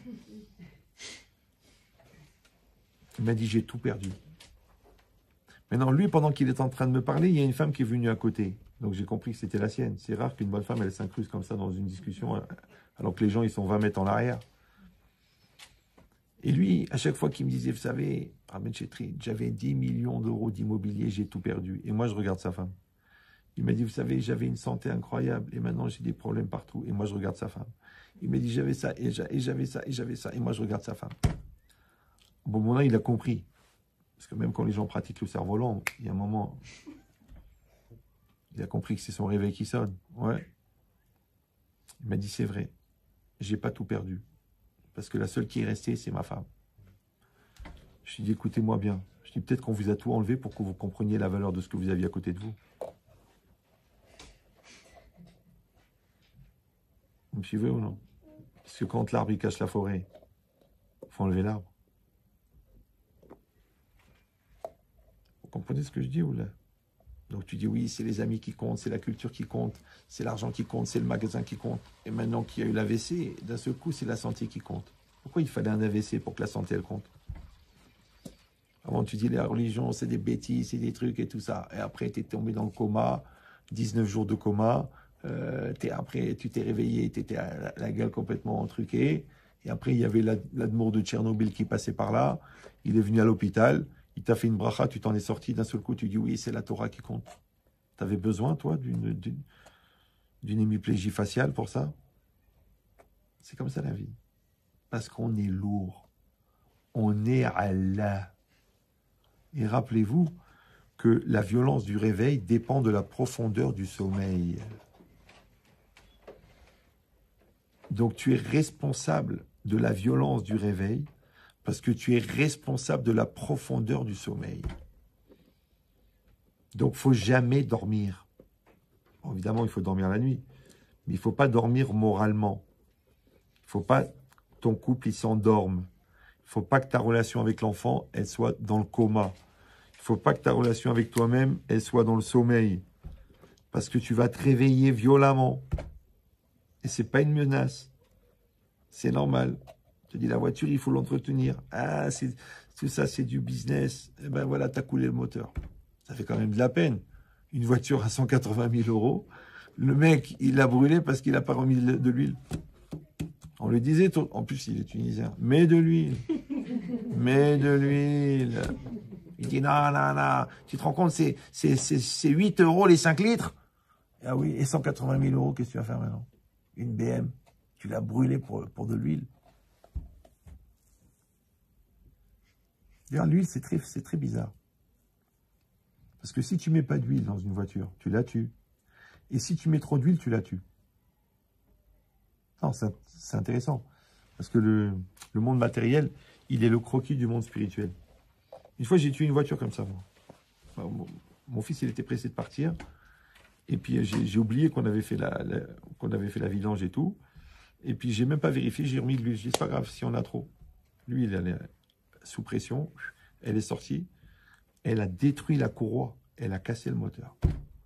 J'ai tué une voiture avec 3 € d'huile. Vous avez compris ou non? Pas d'huile, tu casses le moteur. Trop d'huile, tu casses le moteur.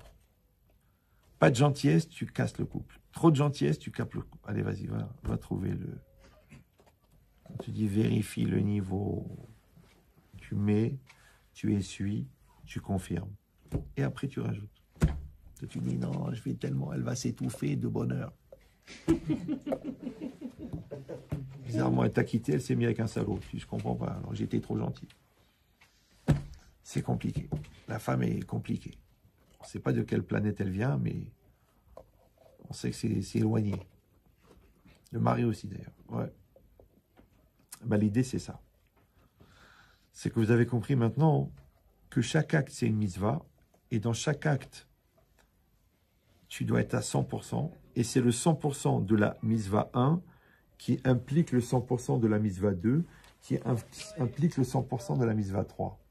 Puisque mitzvah goret mitzvah. Ouais. Donc, tu as compris que le 50% de la mitzvah 1, il fait qu'il y avait 50% de Avera ou de pollution dans la 1. Ça va impliquer au moins les 50% dans la 2. Parce que la vie, c'est une dynamique. Oh, les Français, ils disent, tu récoltes ce que tu sèmes. Donc, tu sèmes de l'entier, tu récoltes de l'entier. Tu sèmes du moitié, tu récoltes du moitié. Comme l'autre, il a fait la moitié des examens, après il a remboursé la moitié de l'argent, après il a dit la moitié de la vérité, et après il est mort à moitié fou. Alors je sais que c'est dur. Encore une fois, c'est un apprentissage. Moi, tardivement, j'ai commencé à faire attention. Par exemple, si je rentre à 4 heures, et je dis, moi, je suis rentré à 3 heures, je dis, non. Je suis rentré à 4 heures. Tu dis, mais c'est pas un mensonge qui porte à conséquence. Oui, mais c'est quand même une dynamique de mensonge. C'est gratuit et c'est pas gratuit. Donc tu dis, je dis la vérité à 100%. Maintenant, je fais la prière. Oui, mais j'ai des préoccupations. Alors ne prie pas. Ah, c'est sûr, il faut prier. Alors prie à 100%. Fais le berkat, mais bien. Non, ça a l'air simple comme ça. Ouais, essaye. Le jour où tu vas dire, je fais le berkat à 100%, tu vas commencer à avoir des choses dans la tête. Parce que c'est la mitzvah. Et comme la mitzvah, c'est le 100%, donc les tzara, c'est de faire à moitié. Maintenant, quand tu as cette vigilance-là, c'est-à-dire que tu anticipes qu'il y aura cette pollution de faire à moitié, donc c'est la lutte contre la moitié et l'investissement de faire à 100% qui vont faire que tu vas réussir à faire à 100%. Et si tu vas dire c'est épuisant de faire à 100%, oui, mais c'est l'énergie du 100% qui entraîne que la prochaine mitzvah, elle sera facilement à 100%. Ouais, c'est comme le premier business. T'es mort pour faire ce restaurant. Ouais. Maintenant, tu en as 71, on te dit, mais je comprends pas, comment tu arrives à gérer 71 restaurants, les stocks, les employés, l'URSSAF, la déclaration des employés, les mecs à mi-temps, à quart de temps, à 18 ans. Là, ouais. Tu dis, c'est un format. Quand tu as fait le premier, après, tu reproduis. Le plus dur, c'est le premier. Kolat, halot, kachot. Pourquoi, encore une fois? Parce qu'après, il y a un effet mécanique. Tac, tac, tac. C'est l'effet domino. Toc, toc, toc, toc, toc. Ouais. C'est comme si les 6 premiers mois du mariage, tu bosses à fond. Bon, tu dis non, moi je ne suis pas comme ça. Ok, donc ça va être les 15 premières années. Tu vas mourir. On t'a dit au début, tu te mets à fond. Vas-y, gentillesse, douceur, compréhension, remise en cause, dialogue, communication, communion. Tu dis, ah mais non, mais tu la connais pas, elle est folle, ses parents, sa mère, son père. Ok, comme tu veux, vas-y, fais des bêtises. Après des années, tu payes. Bah oui, parce que pas de confiance, pas de dialogue, pas de communion, pas de compréhension, pas de remerciement, pas de... Bah, les bases, elles sont pas là. Tu fais une nouvelle maison, prends des vrais ouvriers. Non, j'étais à Bricorama, j'ai pris des roumages. Tiens, fais-moi l'électricité. Toi, tu sais souder. Tiens, fais-moi la plomberie. Après, tu allumes la lumière, il y a de l'eau qui coule, tu comprends pas. Tu allumes une ampoule, les plombs, ils sautent. Mais comment c'est possible? Mais qu'est-ce qui s'est passé? Tu prends l'ouvrier de France. Ouais.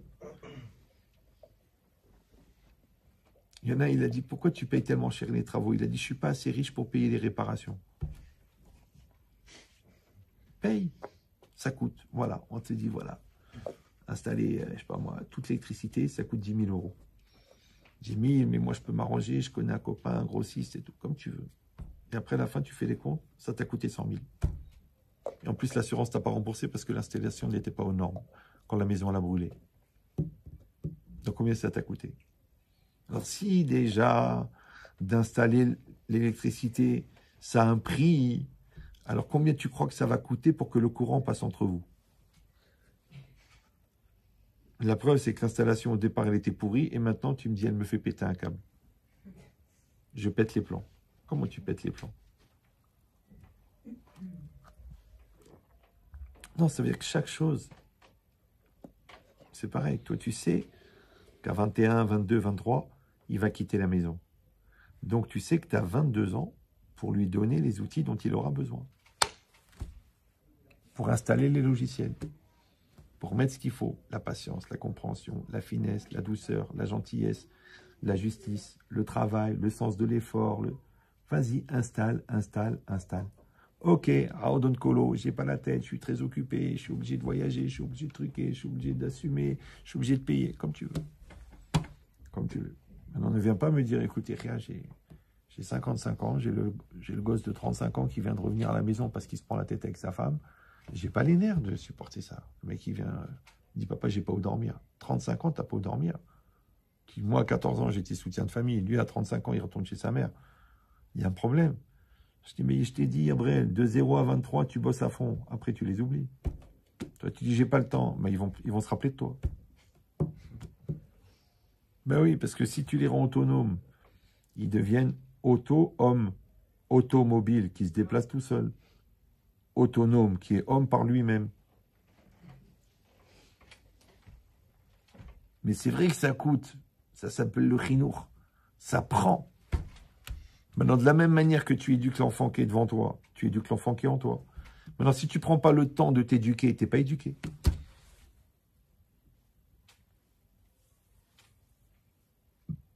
Si tu ne prends pas le temps d'entretenir ton moral, tu n'as pas le moral. Si tu ne prends pas le temps de développer ta imuna, tu n'as pas d'imuna. Tu dis oui, mais c'est à cause du Yetzirara. Mais à Aodon Kolo, le Yetzirara, il peut rentrer parce qu'il y a de la place. La place de quoi? La place que tu lui as laissée. Laquelle? Ton absence à toi. Ça ne se terminera jamais. Le raisonnement, il fonctionne tout seul. T'entends, quand tu as compris, c'est terminé. C'est pour ça que là-bas, il y a un rachis incroyable. 1h22.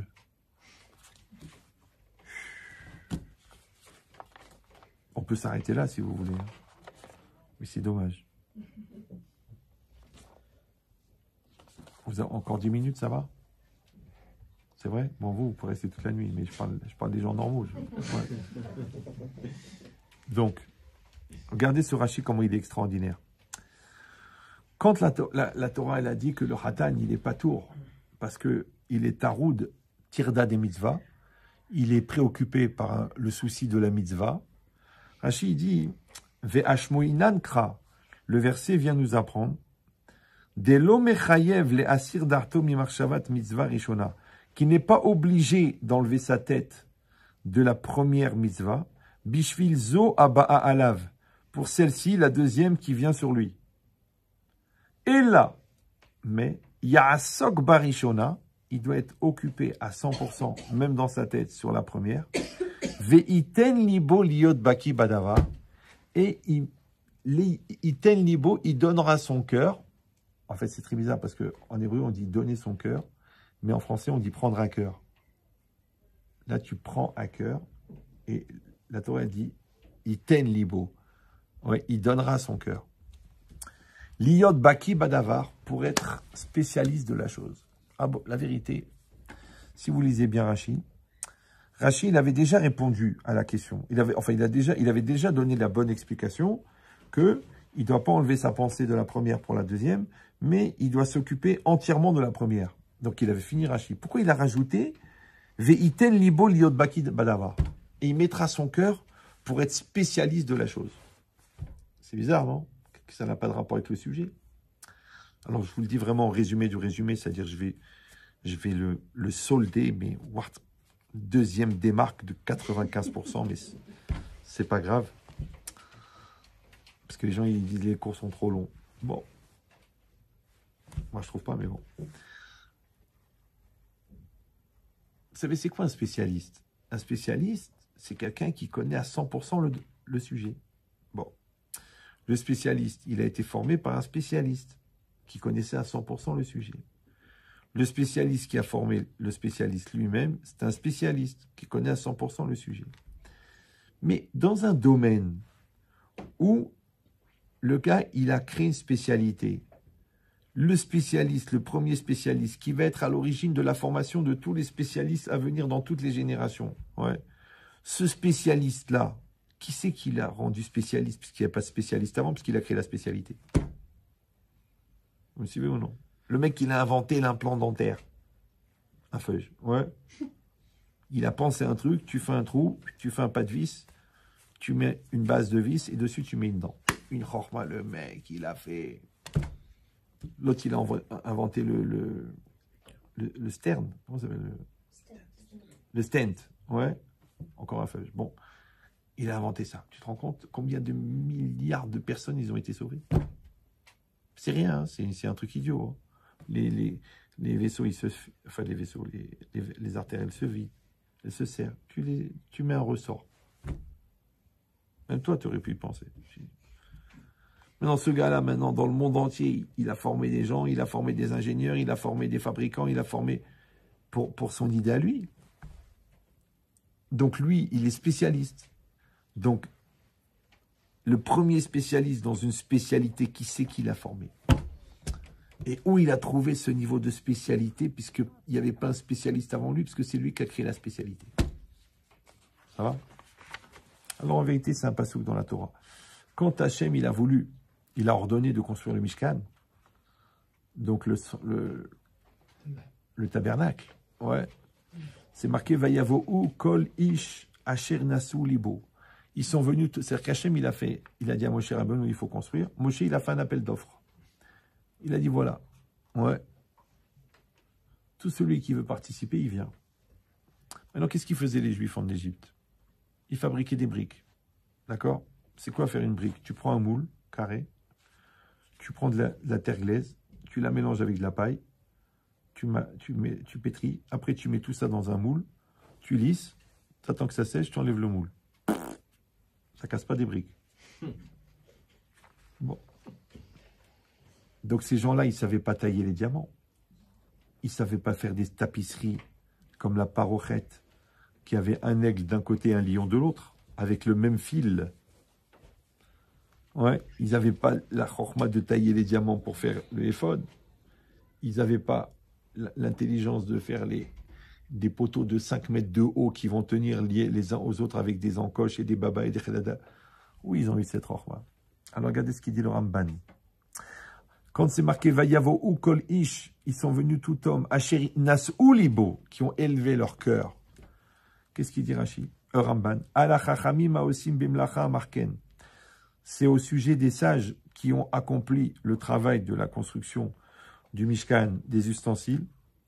Kilo ayabaem mishelamad et amelachot aelle mimelamed. Il n'y avait pas parmi eux des gens qui avaient appris ce type de travail, ouais, d'enseignant.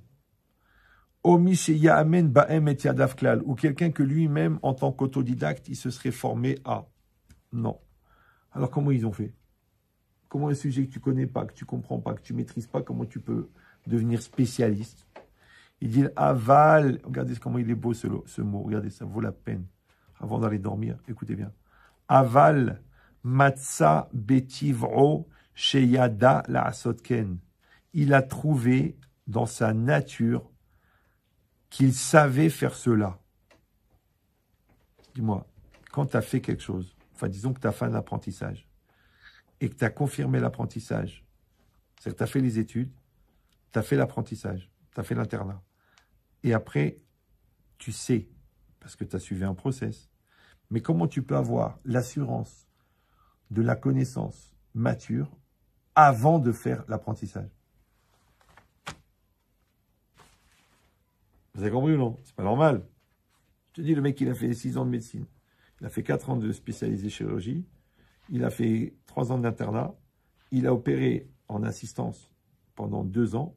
Après, il a fait 6 ans, 6 heures par jour, la même opération parce qu'il était spécialiste pour enlever la tumeur qui est derrière l'œil. Ouais. Mais maintenant, il sait le faire. T'as vu le temps que ça a pris pour qu'il sache le faire? Donc maintenant, il est sûr de lui. Mais d'où il a sauvé cette assurance? Parce qu'il a passé tout ce process. Mais comment quelqu'un il peut avoir l'assurance avant le process? Il y a un truc qui ne va pas là. Vous comprenez ce que je dis ou... Il dit pourquoi? Ça, ce qui est marqué. Vaikba libo bedarke Hashem. Il a élevé son cœur dans le chemin de Dieu. Lavo el Moshe, pour venir chez Moshe, l'Omarlo, lui dire Ani ose kol asher adoni dover. Je vais faire tout ce que mon maître me demande. C'est que les gens qui sont venus, c'était pas des spécialistes, c'était pas des orfèvres, c'était pas des tailleurs de diamants. Même si toi, on te dit, tiens, tu sais, tu vas faire le Aaron à Kodesh, d'accord? Donc, tu fais un meuble en bois. Bon, tu dis, bon, ça, c'est à peu près facile. Après, tu dis, oui, mais il faut le plaquer or à l'extérieur et il faut le plaquer or à l'intérieur. Dis-moi, tu prends de l'or, toi, comment tu fais? Tu le fais couler, il tombe par terre. Tu le martèles, tu le trucs, tu le formes, tu le tailles. Tu sais faire ça, toi? Les mecs qui sortaient de l'Égypte. T'as compris ou non? C'est bizarre. Ils l'ont fait quand même. Ouais. Donc, cette logique-là, en vérité, c'est quoi? C'est Vaikba libo. Il a élevé son cœur. C'est comme ce qui est marqué, Vayavohu kol ish asher nasa'u libo. Or, le cœur, c'est quoi? C'est l'intériorité de la personne. C'est le centre de la personne. On a expliqué déjà, Akol noveami alev, tout vient du cœur. Donc, en fait, le spécialiste de quelque chose, c'est quelqu'un qui met son cœur à 100%. C'est ce qu'il a dit. Veiten libo liot baki badavar. Ouais. Moi, j'ai un copain, un cousin. Ils étaient en pleine montagne. Et sa femme, elle a commencé à accoucher.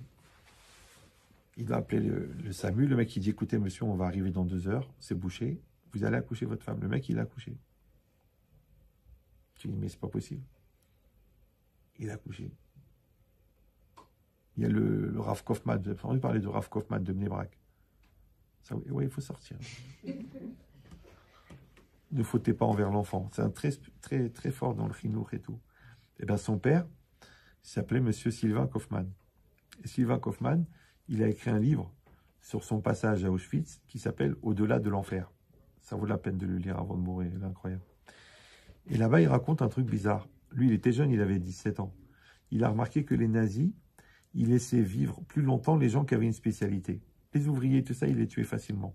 Mais les gens qui avaient une spécialité, ils les gardaient plus parce qu'ils voulaient les utiliser pour travailler dans le camp. Donc lui, il avait compris ça. Donc à chaque fois qu'on demandait à un ingénieur ou quoi, il levait la main. Et un jour, le nazi, il est rentré, il a dit, voilà, je cherche un ingénieur chimiste.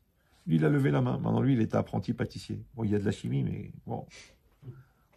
Le nazi, malgré son nom, n'était pas complètement naze.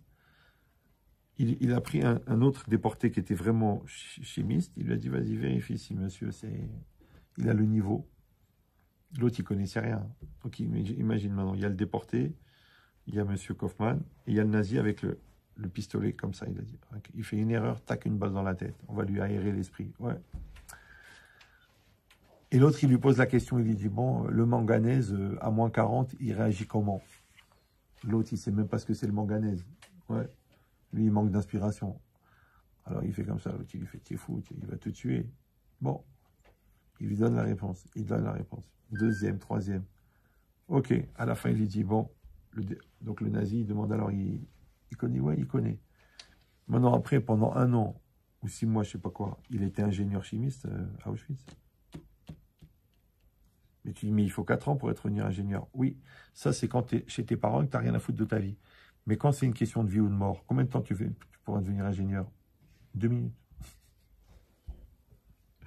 Une fois, il y a un monsieur à Anguin, il vient me voir, il me dit, monsieur le rabbin, vous avez entendu que le docteur Mohamed Haklaoui, il a été radié de l'ordre des dentistes. Je dis, ah bon, pourquoi? Eh bien, imaginez-vous qu'il venait du Maroc. En fait, là-bas, il était assistant dentaire. Il a regardé comment le gars il faisait. Il est venu en France, il a ouvert son cabinet et il a soigné des gens pendant 25 ans. Ben, je dis, et alors, il me dit, ben, il a été radié. Ben, je dis, c'est bien. Je dis, alors, c'est quoi votre problème? Il me dit, mon problème, c'est que moi, il m'a fait la moitié de la bouche. Ma femme, il lui a fait 6 implants.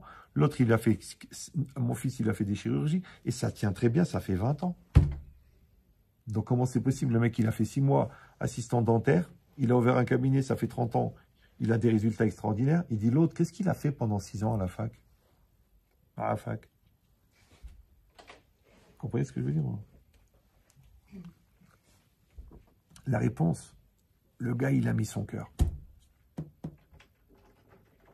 Il a mis son cœur, il l'a fait. Donc, c'est des exemples un peu débiles, mais c'est pour vous faire comprendre l'idée. Une fois, mon père, Zikroul Bracha, il était tailleur, mais c'était un génie. Ça, lui, depuis l'âge de 14 ans, il était tailleur. C'est que il regardait la femme comme ça, il coupait la jupe. Étudiait les mesures. Il coupait comme ça, sur un tissu comme ça. Hein. Ni le patron, ni Khmabad.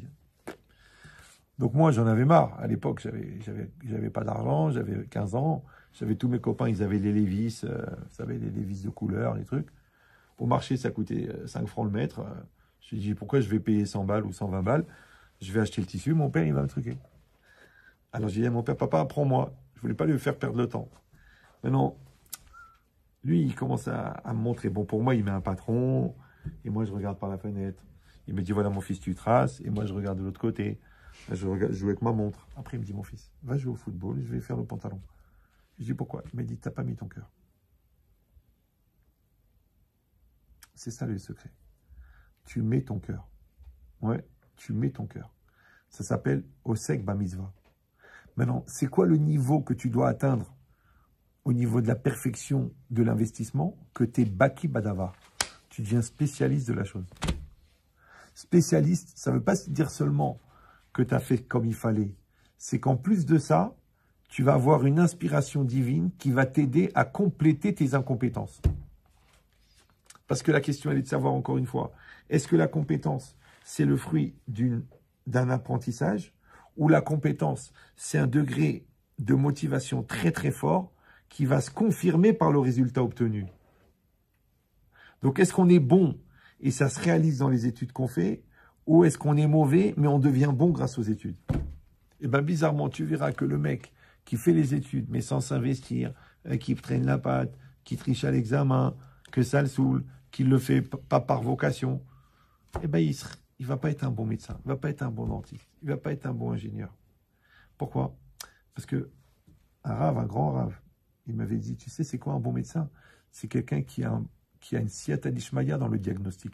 Il a une aide divine dans l'établissement du diagnostic. Tu as des médecins, ils t'auscultent, ils te disent, écoutez, il y a 9 possibilités, on va vous donner 40 médicaments, et il y en a bien un qui va vous soigner si les autres ne vous tuent pas. Je lui dis, bon, genre, choisis ta mort, tu vois.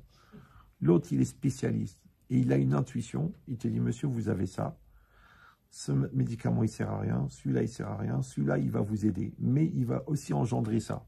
Il faut que vous assumez ça en faisant ça, et ça va durer un certain temps. Est-ce que vous êtes prêt à faire les sacrifices qu'il faut au niveau nutrition, au niveau mental, au niveau rythme de travail, et peut-être ça va vous en sortir. J'ai dit, mais non, moi je veux un truc qui marche tout seul. Marche tout seul, ça veut dire que le bon Dieu t'a envoyé une épreuve pour rien. On te l'a envoyé l'épreuve parce que tu n'étais pas à 100%. Donc maintenant, on va juste te donner une béquille pour que toi, tu développes la volonté. Et la volonté, c'est ça l'expérimentation du 100%. Donc si toi, tu remplaces par le médicament, donc automatiquement, tu développes pas la volonté. Mais si tu te sers du médicament comme une béquille pour pouvoir compenser avec la volonté, alors tu as fait ton tikkun, ça va. Vous me suivez ou là? Eh bien, c'est pareil. Des fois, la maladie, c'est une aide au tikkun. Des fois, un dépôt de bilan, c'est une aide au tikkun. Des fois, un enfant qui fait des bêtises, c'est une aide au tikkun. Des fois, un burn-out, c'est une aide au tikkun. Parce qu'il y a des gens, ils sont tellement à 100% dans la lourdeur que la seule manière, c'est de les rendre 0%. Ils n'ont pas où aller, ils sont à l'hôpital comme ça. D'un seul coup, ils deviennent intelligents. Ah, il y a peut-être d'autres priorités, il faut que je change ma vie, il faut que je change mes choix. Donc, en vérité, vous avez compris. Au sec, c'est d'être à 100%. Le Yetzirara, c'est de ne pas être à 100%. Ouais. Maintenant, le degré encore une fois, de degré d'intensité dans le 100%, il est mesuré par le fait que tu es devenu spécialiste de la chose. Donc un homme, il doit être spécialiste de sa femme. Une femme, elle doit être spécialiste de son mari. Mais pour être spécialiste, il faut le pratiquer. Et comme tu es à 100%, le bon Dieu, il va te donner 50% par les efforts que tu as fournis, 50% parce qu'il va t'envoyer une intuition qui va faire que tu vas comprendre l'autre. Mais tu sais pourquoi tu l'as compris? Parce que tu étais à 100%. Mais si tu étais ici, mais tu regrettais, on s'est marié trop vite, et il me prend la tête, tu n'es pas à 100%. Ça, c'est pas à 100%. Pourquoi le bon Dieu va t'aider? Ça ne marche pas. Comprenez ou non? Le secret, c'est le 100%. Et ça s'appelle Osek ba mitzvah, patur mina mitzvah. À plus forte raison, patur mina avera. Voilà, Chazak ou Baruch. Ah oui, alors le cours est dédié pour l'Ilun Nishmata de Aïcha Bat Yakot. Où il est le Chazan? Je crois que c'est Abraham Ben Yosef. C'est pas Messaoud? Mais c'est un